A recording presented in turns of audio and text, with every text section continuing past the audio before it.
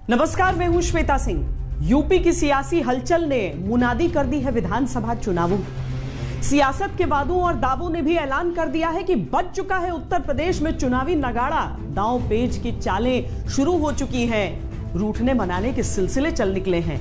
जातियों की गणित की किताबों में वोट बैंक के फॉर्मूले तलाशे जा रहे हैं। यूं तो चुनाव लोकतंत्र का उत्सव होता है, लेकिन यूपी के चुनाव की फितरत हमेशा जंग जैसी होती है। और अभी से जो उत्तर प्रदेश की राजनीति के आसार दिखने लगे हैं वो जंग जैसे ही हैं। यानी यलगार है, ललकार है, देश के सबसे बड़े राज्य में चुनावों की हुंकार है। 2022 के विधानसभा चुनाव के परिणाम उत्तर प्रदेश की जनता जनार्दन का आशीर्वाद भारतीय जनता पार्टी को ही प्राप्त होने वाला है और हो सकता है कि समाजवादी पार्टी 400 सीटें जीत जाए। किसान आएगा, किसान का स्वागत होगा। कानून के साथ कोई खिलवाड़ होगा तो उस तरीके से भी स्वागत होगा। वहाँ किसानों के बीच में जाना भारतीय जनता पार्टी के लिए खतरे से खाली नहीं। ऐसा तो है नहीं कि 700 साल तक का पट्टा लेकर आए कि यही रहेंगे। एकजुट थे, एकजुट हैं और एकजुट रहेंगे। फिर से पूर्ण बहुमत की सरकार तो बनेगी। ये जाति का मुद्दा कहाँ से आ गया इसमें? पहली बार विकास और राष्ट्रवाद के नाम पर चुनाव होगा। उन्होंने अपना संकल्प कूड़ेदान में फेंक दिया। सपना देखना तो अच्छी बात है। इतने लोगों को मार दिया, जिंदा मार के लाशें बह रही थी गंगा में प्रवाहित कर दिया या फलानी नदी में प्रवाहित कर दिया। मुझे लगता है कि वास्तविकता को झुटलाने जैसा है। आगाज ऐसा तो अंजाम कैसा? इन्होंने अपना संकल्प कूड़ेदान में फेंक दिया। उनके अब्बा जान तो कहते थे कि हम परिंदा भी पर नहीं मारने देंगे। युद्ध घोष अगर ऐसा तो संग्राम क्या होगा? मैं वो हूँ जो उत्तर प्रदेश के मुसलमानों में एक लीडरशिप को पैदा करने के लिए आया हूँ। मैं लीडर बनने नहीं आया हूँ। ये कोई भ्रम में न रहे, ना अखिलेश यादव जी भ्रम में रहे कि यादव उनका बंधुआ मजदूर है। मायावती जी ये भ्रम में न रहे कि जाटो उनका बंधुआ है। वह भी हमारे साथ है, वह भी हमें वोट दे रहा है। आसार बताते हैं कि जोरदार रण। हमारा ब्राह्मण सम्मेलन ये है कि समाज को एक करके कैसे आगे चलें और सबका सम्मान कैसे आगे हो। ब्राह्मण समाज जिसका उत्पीड़न उस समय भी हो रहा था, आज भी हो रहा है, वो बहुजन समाज पार्टी के साथ में तब हमने पूर्ण बहुमत की सरकार बना दी, तो अब की तो बना ही देंगे। डिप्टी एसपी मिश्रा मारा गया था ना, क्या उनका परिवार नहीं है? क्या मिश्रा को आप ब्राह्मण नहीं मानते? क्या शुक्ला को आप ब्राह्मण नहीं मानते? ये जाति का मुद्दा कहां से आ गया इसमें? जंग के कई मोर्चे, संघर्ष महाभीषण होगा। वे दरवाजा खोल लेंगे, हम बातचीत करेंगे। अगर हम दरवाजा तोड़ के जाएंगे तो फिर कहेंगे जी दिल्ली में तोड़ के घुस गए। हम इंतजार करेंगे उनका। 1 साल करेंगे। तोड़ा आपने कोई दरवाजा? 2 साल तोड़ेंगे, करेंगे, 3 साल करेंगे। ऐसा तो है नहीं कि 700 साल तक का पट्टा लेकर आए कि यही रहेंगे। किसान आएगा, किसान का स्वागत होगा। कानून के साथ कोई खिलवाड़ होगा तो उस तरीके से भी स्वागत होगा। क्या बात है? वहाँ किसानों के बीच में जाना भारतीय जनता पार्टी के लिए खतरे से खाली नहीं। किसान के लिए कभी कांग्रेस ने कुछ नहीं किया, कभी सपा ने कुछ नहीं किया, कभी बसपा ने कुछ नहीं किया। भाषण ऐसा देते हैं लगता है किसानों के लिए मतलब 4 से 10 पीढ़ियों से कुछ कर रहे हैं। यूपी के सियासी दावों में तारीखों के कैलेंडर फड़फड़ा रहे हैं। कभी कोई दावा 2024 की तारीखें खोलने लगता है। एकजुट थे, एकजुट हैं और एकजुट रहेंगे। हम 2014 जीते हैं, 2017 जीते हैं, 2019 जीते हैं, 2022 जीतेंगे और 2024 भी जीतेंगे। कोई दावा 2017 की जीत के आंकड़ों से बड़ी लकीर खींचने का दम भर रहा है। हर जाति हर धर्म का डीएनए एक है, वो राष्ट्रभक्ति का है। सबको साथ लेकर चलना पड़ेगा, चाहे वो हिंदू हो चाहे वो मुसलमान हो। दावा 2007 का चुनावी इतिहास दोहराकर नया इतिहास रचने का भी है।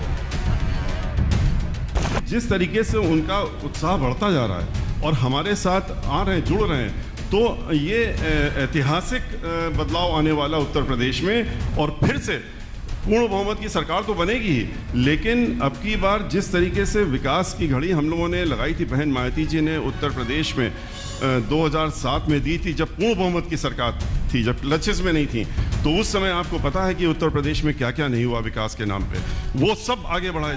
दावा जीत के सैलाब में बाकी दलों के अस्तित्व को ही बहा ले जाने। देखिए 400 सीटें जब आपको आ रही हैं तो ये 3 सीटें आपने किसके लिए छोड़ दी? लोकतंत्र मजबूत रहे विपक्ष के लिए।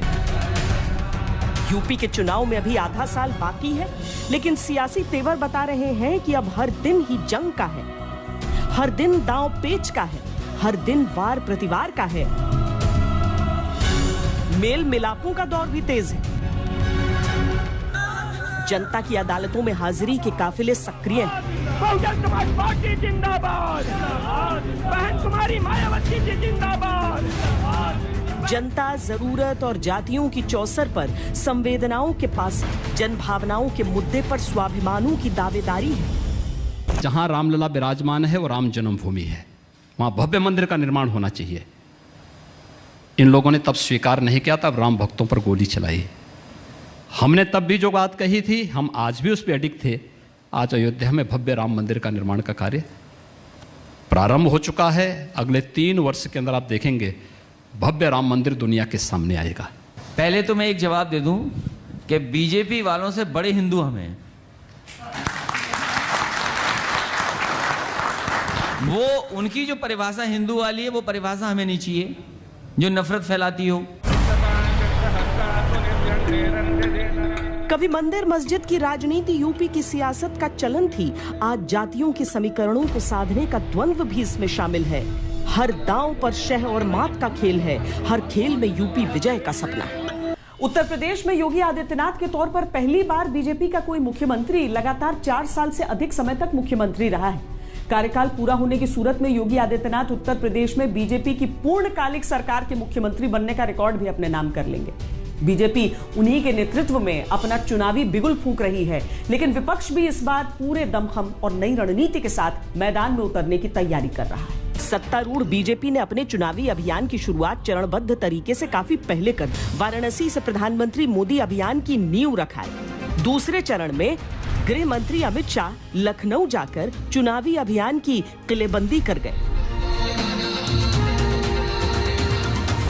चाहे योजनाओं के सफल क्रियान्वयन की बात हो, चाहे कानून और व्यवस्था ठीक करने की बात हो, चाहे गरीब किसान का ऋण माफ करने की बात हो, चाहे गरीब किसान का अनाज बिचौलिए के बगैर डायरेक्ट उसके बैंक अकाउंट में डालने की बात हो, चाहे हर घर में शौचालय बनाने की बात हो, हर घर विहीन को घर देने की बात हो, 1,47,00,000 महिलाओं को गैस का सिलेंडर देने की बात हो, इतने ही घरों के अंदर बिजली पहुंचाने की बात हो, चाहे भ्रष्टाचार को नाबूद कर भ्रष्टाचारियों पर भय खड़ा करने की बात हो, हर क्षेत्र में उत्तर प्रदेश ने योगी जी के नेतृत्व में बहुत अच्छा काम किया। माननीय राष्ट्रीय अध्यक्ष जी का करतब ध्वनि के साथ। और तीसरे चरण में बीजेपी के राष्ट्रीय अध्यक्ष नड्डा चुनावी अभियान को हरी झंडी दिखाए।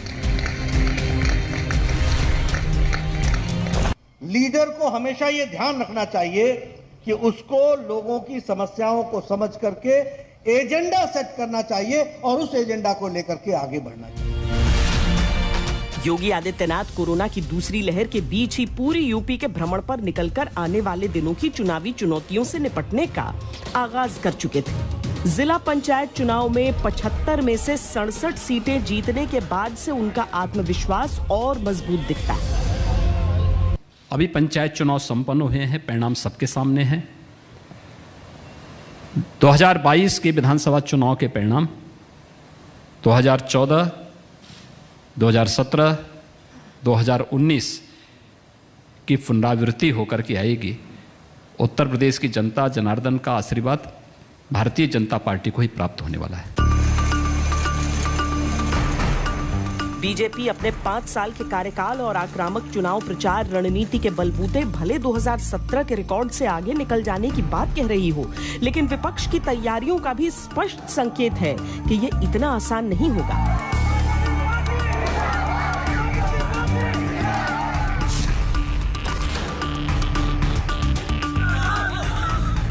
समाजवादी संस्थापक सदस्य जनेश्वर मिश्र की जयंती पर अखिलेश ने साइकिल रैली निकालकर चुनावी बिगुल फूंका, तो पूरे उत्तर प्रदेश से उनकी पार्टी के कार्यकर्ताओं ने साइकिल रैलियों के जरिए समर्थन का ऐलान कर दिया। साइकिल रैली से उत्साहित अखिलेश ने अपने ही 350 सीटें जीतने के दावे में 50 सीटें और जोड़ दी।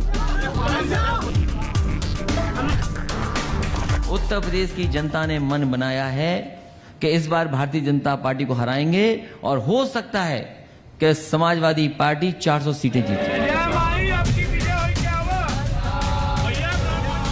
अखिलेश को अपनी चुनावी तैयारियों पर भरोसा है, जिसमें मुस्लिम यादव के अलावा ब्राह्मण समाज की भूमिका भी अहम है। लेकिन उनका सबसे बड़ा चुनावी दांव गठबंधन की रणनीति पर लगा है।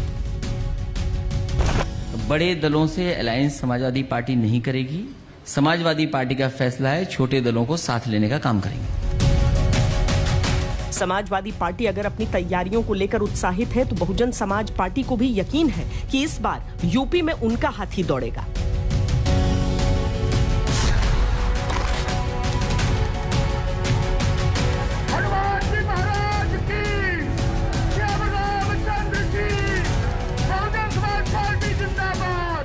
सत्ता पक्ष बीजेपी की पिच से बीएसपी ने जिस तरह अपना चुनावी अभियान शुरू किया, उससे संकेत साफ है कि जोरदार टक्कर का इरादा है।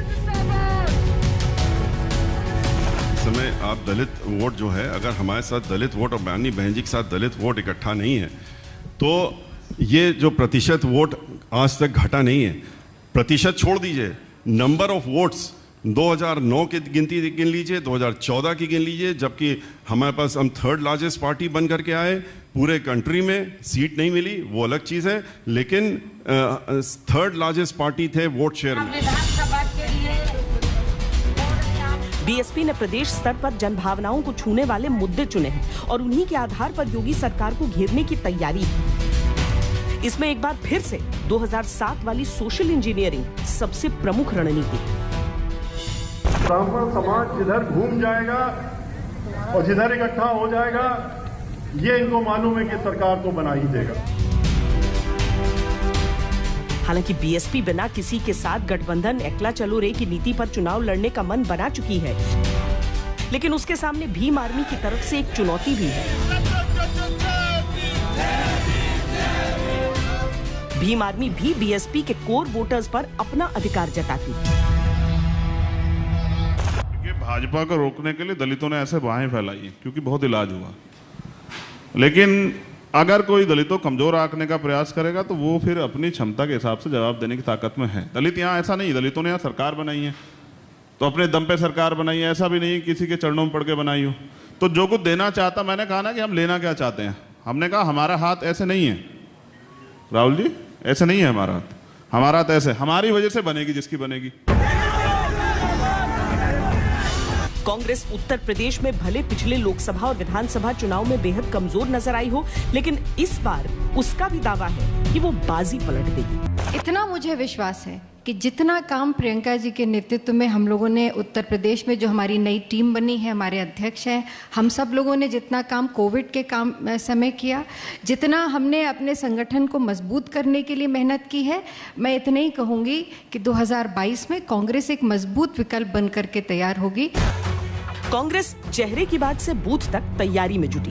यूपी के 70,000 कार्यकर्ताओं को चुनावी प्रशिक्षण देने के लिए 975 ट्रेनिंग कैंप्स की रूपरेखा तैयार की गई है। इसमें बूथ मैनेजमेंट की बारीकियां सिखाई जाएंगी।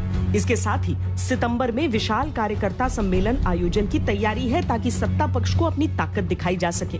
साथ ही विपक्षी साथियों के बीच गठबंधन के लिहाज से अपनी महत्ता बताई जा सके। हालांकि यूपी की कहानी में कई और किरदार हैं, जिनमें सबसे ज्यादा चर्चा असदुद्दीन ओवैसी की।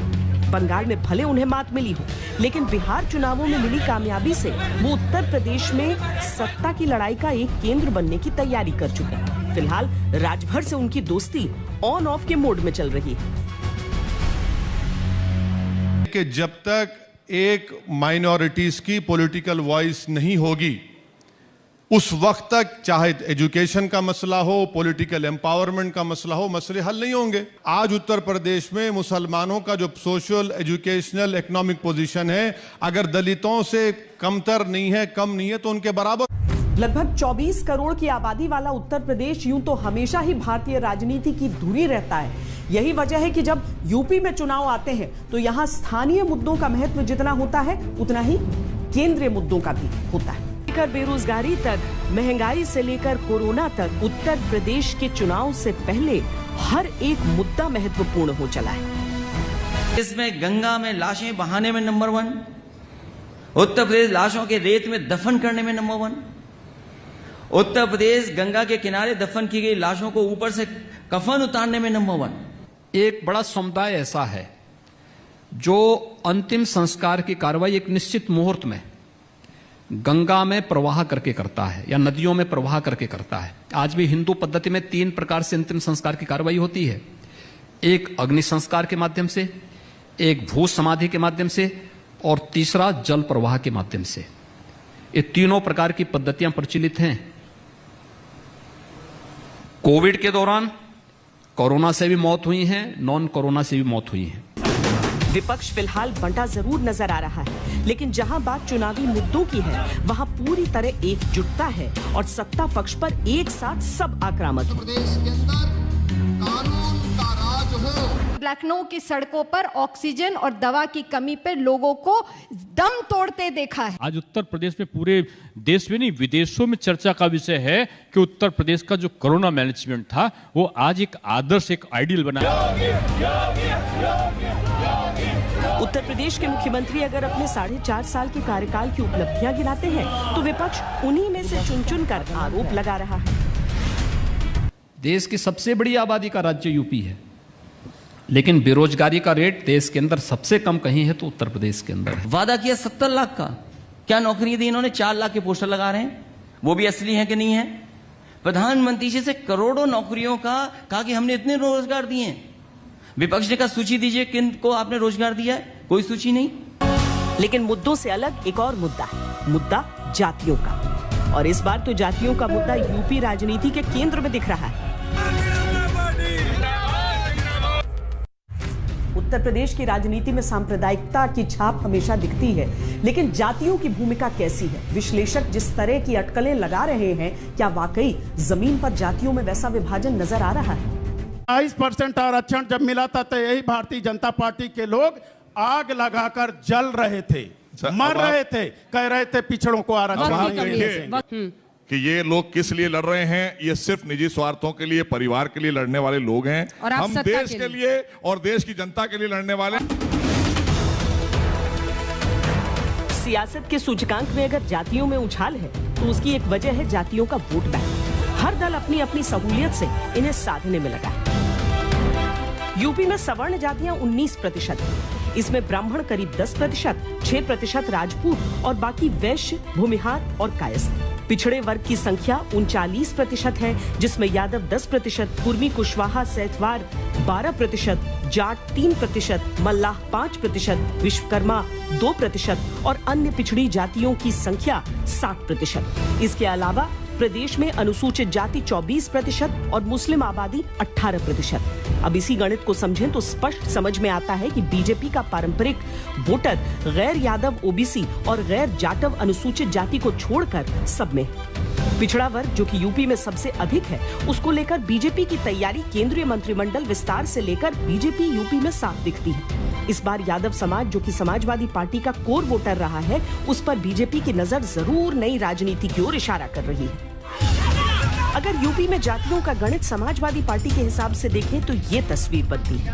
10% यादव, 18% मुसलमान और 10% ब्राह्मणों और ओबीसी में से अगर कुछ साथ आए तो स्थिति मजबूत हो सकती है। बीएसपी अगर जीत के दावे कर रही है तो उसके पीछे भी उसका 2007 वाला गणित है, जो जातियों के फॉर्मूले पर आधारित है। बीएसपी ने 2017 के चुनावों में सबसे अधिक टिकट मुस्लिम प्रत्याशियों को दिए थे, लेकिन कोई फायदा नहीं हुआ। इस बार वो करीब 12% जाटव, ओबीसी में करीब 20% पिछड़े और 10% ब्राह्मणों का गठजोड़ बनाकर हाथी को जीत के रास्ते पर ले जाना चाहती है। अलग अलग पार्टियों के ब्राह्मण सम्मेलन भी इसी जातिगत राजनीति को साधने की एक कड़ी है। ओबीसी वर्ग को केंद्रीय मंत्रिमंडल में जगह देना भी इसी की कड़ी। पार्टियों के गणित अपनी जगह है, लेकिन जनता का गणित अपनी जगह है और चुनाव आते आते अभी कई और गणित बनेंगे, बिगड़ेंगे। 70 साल हमने सबको दिया है, 70 साल बनाम 7 साल। मैं तो 7 साल से राजनीति कर रहा हूं और 7 साल में जो इतिहास हमने डॉक्टर संजय ने और निषादों ने लिखा दिया है कि आज देश में निषाद जिधर रहेगा उसकी सरकार बनेगी। 10 साल भारतीय जनता पार्टी, कोई ठिकाना नहीं मिला उत्तर प्रदेश में। जब ओम प्रकाश राजभर मिले, अनुप्रिया पटेल जी मिली, तब जाके सत्ता मिली है। भुला गए का भाजपाई? बलिया में 7 सीट है, चुनौती देते ला, 1 सीट बीजेपी न जीती, मऊ में न जीती, आजमगढ़ में न जीती। कोई बीजेपी के नेता को बुला के बहस कर लीजिए, 1 सीट जीत जाएंगे तो राजनीति छोड़ दूंगा, फिर आपके सामने नहीं आऊंगा। चले अम्बेडकर नगर कहां जीती हैं, चले पूर्वांचल में कहां जीती हैं। ऐसा ही थोड़ा हम बोला थे, खाली है भैया संगे आ जाना तो खाता न खुली उत्तर प्रदेश। उत्तर प्रदेश की राजनीति में हमेशा सांप्रदायिकता की गुंजाइश देखी गई है, खासकर जब चुनाव करीब होते हैं। इस बार की तस्वीर कैसी है, दिखाते हैं आपको। मैं तो इस बारे में खुलकर कहा हूं और आज भी कह रहा हूं कि जब तक हम जिंदा रहेंगे, हमारी नस्लों को हम बताते रहेंगे कि आज़ाद भारत में सुप्रीम कोर्ट को धोखा देकर बाबरी मस्जिद को बीजेपी ने शहीद किया। वो रामलल्ला का जन्म स्थान था, वो पहले भी था, कोई कब्जा करेगा फिर भी रहेगा उस पे और उस पे मंदिर बनेगा। आप डीएमएसपी क्या कर रहे हैं? बीजेपी का काम कर रहे हैं। ये शिक्षा दी जाती है इनको एकेडमीज में कि गुलामी करो सरकार की। अच्छा, आप एक ट्रांसफर के लिए पैसा लेन देन कर रहे हो आप, और क्योंकि मोहम्मद आजम खान साहब को फंसा दोगे तो तुम्हें हम अच्छी पोस्टिंग दे देंगे। ये सब तो आपके यहाँ भी होता था सर। नहीं, ये नहीं होता था, ये गलत बात है। अगर ये होता तो शायद हमारे सामने फाइल मुखर्जी जी की आई थी, जो मुकदमा इन्होंने वापस लिया उसका। समाजवादी पार्टी ने कभी ऐसे काम नहीं किया। नहीं, मैं तो वैक्सीन दोनों डोज ले लिया। उन्होंने नहीं ली, उन्होंने कहा नहीं, मैं क्या कर रहा हूं, उनके अब्बाजान तो ले चुके हैं, वो तो ले ही चुके हैं वैक्सीन। और मुझे लगता है ये वैक्सीन तो देश के नागरिकों का सुरक्षा कवच है इस महामारी से। पार्टी का नारा सबका साथ सबका विकास भी है। आप अखिलेश यादव के अब्बा जान बार बार बोल रहे हैं। मैंने इसलिए कहा क्योंकि उनका विश्वास है। राजनीति में संकेत बड़े मायने रखते हैं और ये संकेत जनसमूह को एक दिशा देने में खूब कामयाब भी होते हैं। उत्तर प्रदेश की राजनीति ने 90 के दशक में मंदिर मस्जिद की राजनीति के दौर में ये खूब सीख लिया था। 2022 की लड़ाई में अब उसमें एक असदुद्दीन ओवैसी की सियासत का फैक्टर और जुड़ गया है। आप जेल में कितने मुसलमान है मालूम मैडम आपको? Under trial 27%। कितनों का कन्विक्शन होता है? उसमें से 3 या 4% का कन्विक्शन होता है। आप बात करते हैं कि कितने मुस्लिम एमपीज हैं बीजेपी से? एक भी नहीं है।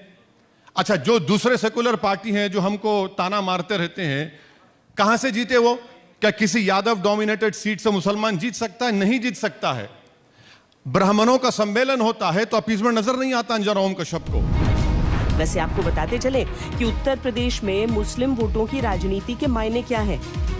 उत्तर प्रदेश में करीब 20% मुसलमान मतदाता हैं। इनका राज्य की लगभग 143 सीटों पर गहरा असर रहता है। 70 सीटें ऐसी हैं जहां मुस्लिम आबादी 20 से 30%, 73 सीटें ऐसी हैं जहां आबादी 30% से अधिक है। इनमें 7 जिले ऐसे हैं जहां 40% से अधिक आबादी है। रामपुर, मुरादाबाद इसी में शामिल हैं, जहां 50% मुस्लिम हिस्सेदारी है। इसका फायदा आप उठाइए और हमको क्या दिया?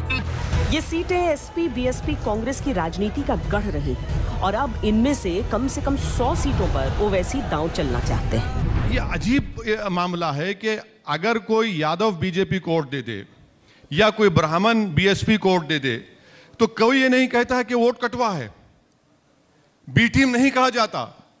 और जब ये लैला आ जाती है तो देखिए बी टीम आ गई, बी टीम आ गई। अरे ये अजीब मामला है। अरे ये हकीकत है उत्तर प्रदेश की पॉलिटिक्स में कि मुसलमानों की एक लीडरशिप नहीं बनी है। चाहे जितने सीएम बने, जो सीएम जिस समाज का होता है वो अपने समाज को मजबूत करता है। जब डेटा के साथ यूपी में मुस्लिम हालात पर बोलते हैं तब दोनों तरफ की राजनीति इसमें सांप्रदायिकता का एंगल तलाश ही लेती है। वैसे अगर ओवैसी की यूपी पॉलिटिक्स को एक तरफ रख भी दिया जाए तब भी यूपी की सांप्रदायिक सियासत का अक्स मुद्दों की तलाश में दिख ही जाता है, भले वो शासकीय कार्रवाई पर आरोपों की शक्ल में ही क्यों ना हो। उत्तर प्रदेश में 58% है। इसका जिम्मेदार कौन है? ओवैसी है। जहां पर सदस्य 2 जीते, 3 जीते, जीतने के लिए समाजवादी पार्टी के लोगों के घर गिरा दिए बुलडोजर से। आपके सदस्य जीते 2, क्योंकि आप चुनाव जीतना चाहते हैं। आपने डीएमएसपी को लगा दिया, कानून बना करके कहिए इनके घर तोड़िए, बुलडोजर लेकर घर तोड़ दिया आपने। नहीं तो ये मैं बात ये नहीं कह रहा, ये जो नई संस्कृति आई है बुलडोजर वाली, तो भारतीय जनता पार्टी के लोग भी याद रखें, उनके भी ऐसे कुछ बने होंगे घर जो गैर कानूनी होंगे, और हमारे यहां नक्शा कोई नहीं पास करा था। प्रदेश में 24 करोड़ जनता के सुरक्षा सम्मान के लिए कानून का राज कैसे स्थापित होगा, ये एजेंसियां तय करेंगी और उसके अनुसार ही उसको आगे बढ़ाएंगे भी। क्या निर्देश है आपका उनको? गाड़ी पलटती जाए? देखिए, एक्सीडेंट हो सकता है, इसमें कौन दो रहा है? देखिए, इसमें कहीं कोई एक्सीडेंट किसी का भी हो सकता है, क्या बात कर रहे हैं? सब कुछ इशारों में है। अपने अपने वोटर्स के मन पर व्यवस्था के मरहम की कोशिशें हैं, और इससे कौन इनकार कर सकता है कि सुप्रीम कोर्ट के आदेश के बाद अयोध्या में श्री राम मंदिर निर्माण का रास्ता खुला, लेकिन इसी रास्ते से यूपी पॉलिटिक्स के पुराने सांप्रदायिक रास्ते से होती हुई एक नई गली भी खुल चुकी है। मैं बताना चाहता हूं कि भगवान श्री राम जन्मभूमि मंदिर का जो निर्माण का एजेंडा है, ये भारतीय जनता पार्टी के एजेंडे में पालनपुर हिमाचल प्रदेश में जब इनका 87-88 का सम्मेलन था तो उसमें आया। तो उससे पहले तो ताले खुल चुके थे, शिलान्यास भी हो चुका था। ये एक अलग विषय है। कांग्रेस के किसी नेता ने या किसी विपक्ष के नेता ने ये कब कहा कि राम मंदिर नहीं बनना चाहिए? टाइम लगता है ना सर। अरे टाइम 4.5 साल गुजार दिया बातों में, नहीं फोटो लगाने में गुजार दिया आपने। सुप्रीम कोर्ट का तो अभी फैसला आया, उसके बाद कोरोना काल आ गया। वो कह रहे हैं कि 2023 तक बहुत हो जाएगा, 2025 तक हम कंप्लीट। लेकिन ये बताइए, जो जमीन 2 करोड़ की थी वो 16-18 करोड़ की कैसे ले ली? इसका भी तो हिसाब दे दो। हमने कहा था कि रामलला हम आएंगे, मंदिर वहीं बनाएंगे, ये हम ही ने कहा था, और हमने कितना सच किया है। आज जब अयोध्या में राम जन्मभूमि के भव्य मंदिर निर्माण का कार्य शुभारंभ हो चुका है, उनके अब्बा जान तो कहते थे कि हम परिंदा भी पर नहीं मारने देंगे। संवेदनशील मुद्दों पर वोट बैंक के लिहाज से जहां भी जरा सी भी गुंजाइश दिखती है, सियासी कोशिशें नजर आ ही जाती हैं।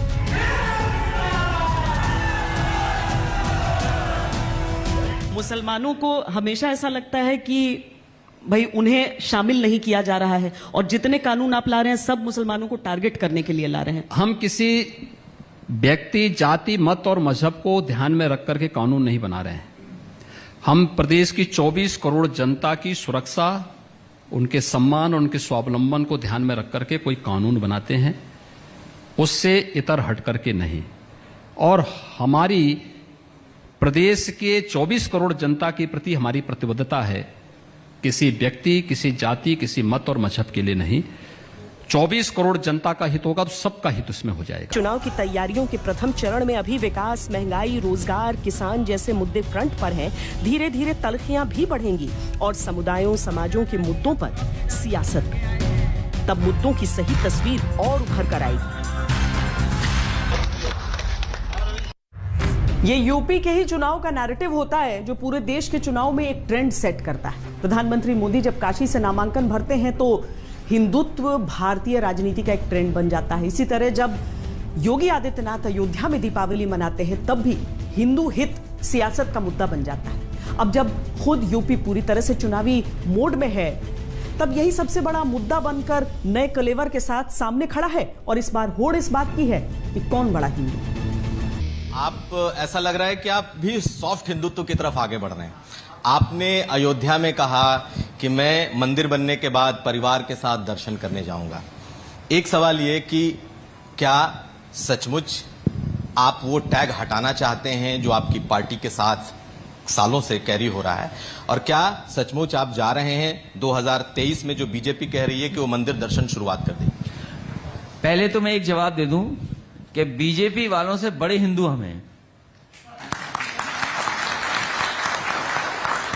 वो उनकी जो परिभाषा हिंदू वाली है वो परिभाषा हमें नहीं चाहिए, जो नफरत फैलाती हो, जो लड़ाती हो लोगों को, समाज को बांटती हो।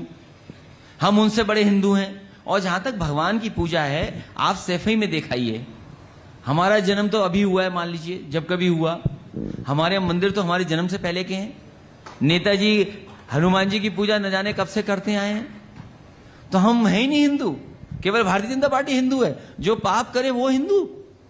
उनके अब्बा जान तो कहते थे कि हम परिंदा भी पर नहीं मारने देंगे। उन्होंने कहा कि वो आपसे भी बड़े हिंदू हैं। इसीलिए मैं कह रहा हूं ना, मैं एक एक करके आ रहा हूं। सच कौन है और झूठ कौन है ये दुनिया जान रही है। हमने 1990 में भी कहा था कि जहां रामलला विराजमान है वो राम जन्मभूमि है, वहां भव्य मंदिर का निर्माण होना चाहिए। इन लोगों ने तब स्वीकार नहीं किया, तब राम भक्तों पर गोली चलाई। हमने तब भी जो बात कही थी, हम आज भी उस पर अडिग थे।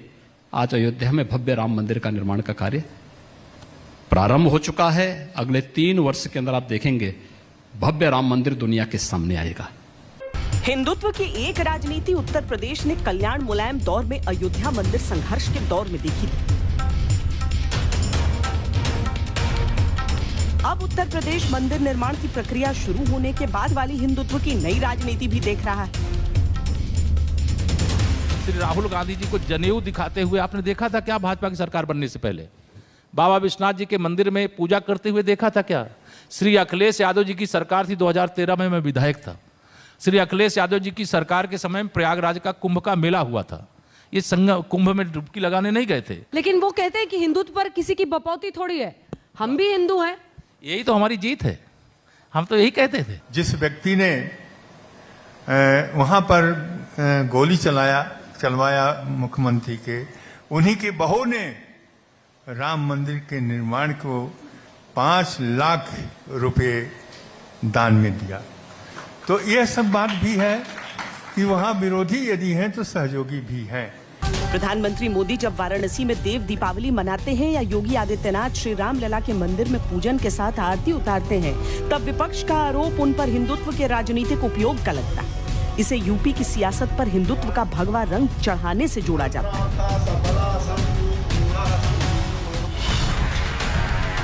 लेकिन जब प्रियंका वाड्रा या अखिलेश इसी रूप में दिखते हैं तो आरोपों की बारी बीजेपी की होती है। हाल ही में ओवैसी बहराइच गए और सैयद मसूद गाजी की दरगाह पर जियारत करके लौटे। तब एक नई धारा हिंदुत्ववादी राजनीति की यूपी में खुली और उसका असर चुनावों में देखने को मिल सकता है।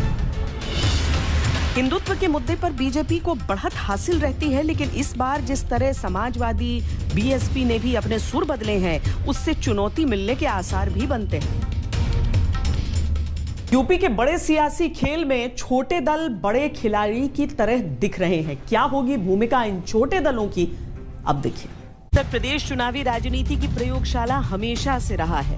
यहाँ गठबंधन के नाम पर कभी अच्छे लड़के अखिलेश राहुल साथ आए, कभी तमाम मतभेद भुलाकर समाजवादी पार्टी और बहुजन समाज पार्टी भी साथ आए।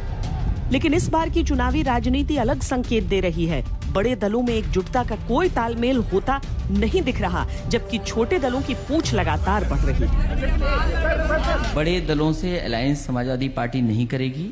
समाजवादी पार्टी का फैसला है छोटे दलों को साथ लेने का काम करेंगे। छोटे दलों के साथ गठबंधन की बात करते हैं तो उनकी निगाह में ओम प्रकाश राजभर भी हैं, निषाद पार्टी भी है, महान दल और इंडियन नेशनल लोक दल पहले से उनके साथ है। दरअसल ये दल छोटे छोटे क्षेत्रों में बड़ा असर रखते हैं और वोटों को प्रभावित करने की भी ताकत रखते हैं। बीजेपी भले चुनावों की जीत को लेकर बड़े दावे करे, लेकिन ये सच्चाई भी है कि उसे यूपी में अनुप्रिया पटेल और निषाद पार्टी की भी जरूरत है।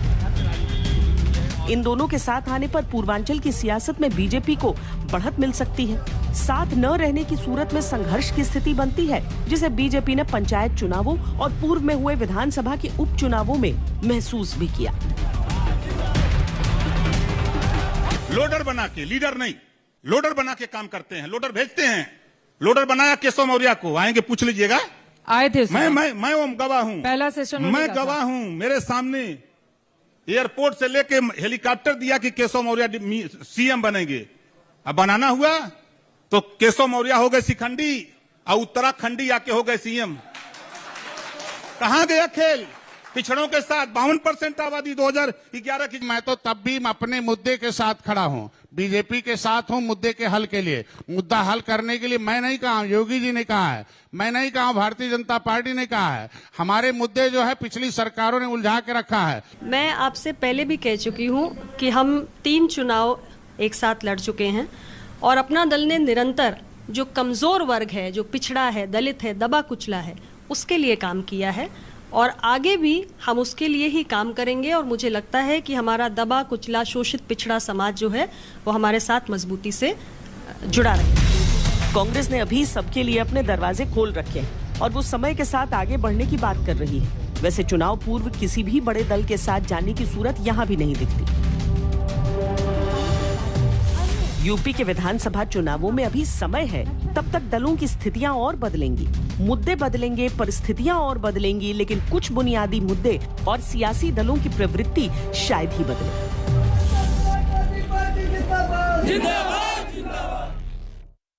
हमारी इस खास पेशकश में आज के लिए इतना ही। देश और दुनिया की बाकी खबरों के लिए आप देखते रहिए आज तक।